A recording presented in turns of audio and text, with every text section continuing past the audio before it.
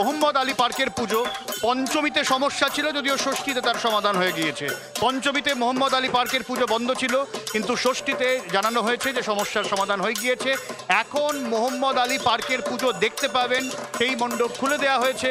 প্রত্যেকেই ভিড় জমাচ্ছেন, ইতিমধ্যেই মণ্ডপ খুলে দেওয়া হয়েছে। যা সমস্যা ছিল সব মিটে গেছে এমনটাই জানানো হয়েছে। কারণ পঞ্চমীতে আচমকায় মণ্ডপ বন্ধ করে দেয়, এই নিয়ে একটু রাজনৈতিক তরজাও শুরু হয়ে গিয়েছিল। সাধারণ দর্শকদের তরফেও খুব বিক্ষোভ সামনে এসেছিল। ঠিক এই জায়গায় দাঁড়িয়ে পঞ্চমীর সমস্যা আজকেই ষষ্ঠীতে সমাধান করা হয়েছে এমনটাই জানানো হয়েছে, এবং সেই সমস্যাগুলো মিটিয়েই মণ্ডপ খুলে দেওয়া হয়েছে সাধারণ দর্শনার্থীদের জন্য।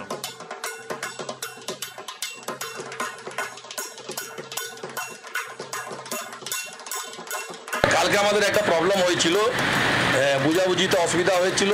ক্রাউডটা যে ডাইভার্ট হয়ে যাচ্ছিল বা ট্রাক ঘুরে যাচ্ছিল, তার নিয়ে একটা প্রবলেম হয়েছিল। সে প্রবলেম আজকে আমাদের সুরাহা হয়ে গেছে। কালকে আমরা জানিয়েছিলাম আমাদের সাংসদ সুদীপ বন্দ্যোপাধ্যায়কে, বিধায়ক বিবেক গুপ্তাকে, নয়না বন্দ্যোপাধ্যায়কে। তো ওনারা আজকে আমাদের ডিসি ম্যাডাম সঙ্গে একটা মিটিং করিয়েছিলেন। যে ভুল বুঝাবুঝি হয়েছিল, ডিসি ম্যাডাম খুব ভালোভাবে ওটাকে বুঝেছে। আর যেভাবে চ্যানেলটা ছিল সেভাবে ক্রাউডের চ্যানেলটা রিকনস্ট্রাক্ট করে দেওয়া হচ্ছে।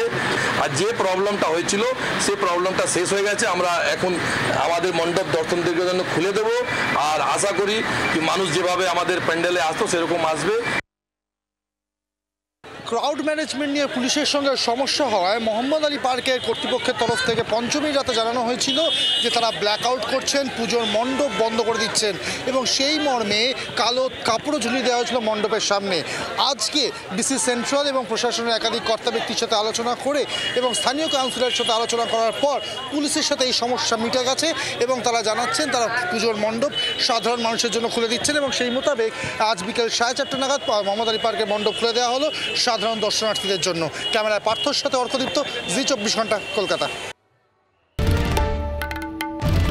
বাংলার আওয়াজ, বাঙালির আবেগ, জি 24 ঘন্টা।